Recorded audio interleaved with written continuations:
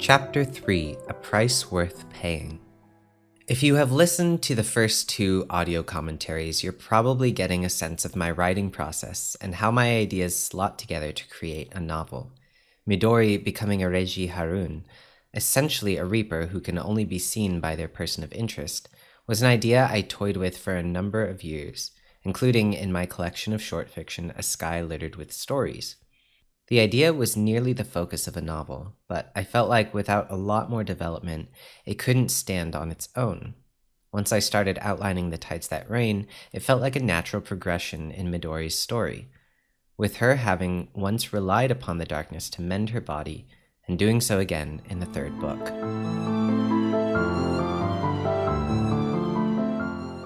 Chapter 4: Champion of the People. This extended segment with Kaori first traveling to visit the mystic in the Clay District before encountering Atadako in the pub is one that I'd been looking forward to writing since Design of Darkness, because it not only serves as a turning point in Kaori's character development, but lays out one of the major themes of the third book, dealing with the ghosts of your past decisions. Up until now, Kaori has been the reluctant emperor, going through the motions out of a sense of responsibility. And Atadako almost rebukes him, saying unless he accepts his role with conviction, he will never give the people what they deserve. He can't be a good leader despite making what he feels are good choices. So I had a really good time writing this segment, I usually do with all of Kaori's segments, and getting to flesh out the meat of his journey in words. In the audio commentary for Sparrows of Dying, I spoke about how a song I'd written became the inspiration for Rosalind and the Jasmine House. The scene at the end of this chapter, with Abion deciding to leave with Lenora, is a direct translation of that song. The heartbreak that Rosalind experiences saying goodbye yet again to someone she loves who does not want to be confined to the Jasmine House.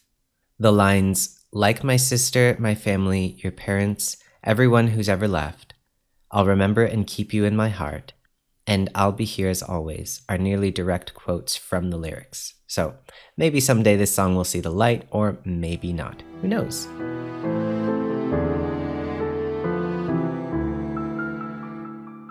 Chapter 5: Advisor Ascending.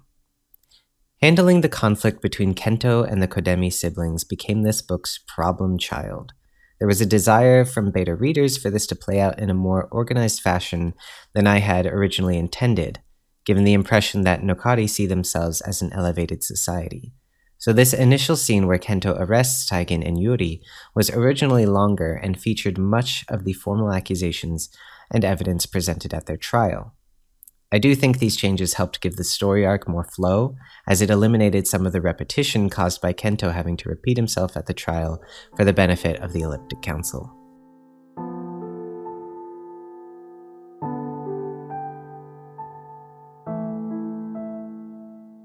Chapter 6: A Promise of Storms.